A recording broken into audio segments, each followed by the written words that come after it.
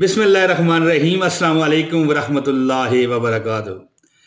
दोस्तों, बड़ा सख्त दौर गुजर रहा है, बड़े जालिम लोग हो चुके हैं, ठीक है ना जी। तो एक हदीस आपके साथ शेयर करना चाहता हूँ, लाजमी सुनिए। वक्त गुजर जाना है, ये वक्त जो आप हदीस सुनते गुजारेंगे नेकियों में गुजरेगा।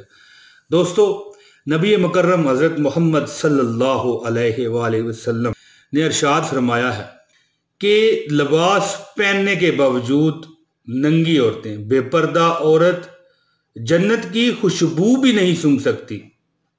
आक़ाए दो जहां सल्लल्लाहु अलैहि वसल्लम का इरशाद ग्रामी है, दो ग्रोह हैं जो दोज़गी हैं, अभी वो ज़ाहिर नहीं हुए। पहला नंबर वो ग्रोह जिनके हाथ में गाय की दुम जैसे कोड़े होंगे जिनसे वो लोगों को मारेंगे, और दूसरे ग्रोह का नाम वो औरतें होंगी जो लिबास पहनने के बावजूद नंगी होंगी। दोस्तों, गौर कीजिए, वो वक़्त अब गुजर रहा है, वो जा रहा है, वो वक़्त समझो कि आ चुका है कि औरतें अब लिबास पहने हुए भी ऐसे महसूस होता है कि वो बेलिबास हैं। अस्तगफिरुल्लाह। वो मर्दों के दिल अपनी तरफ खींचेंगी और अपने दिल मर्दों की जानब माइल करेंगी।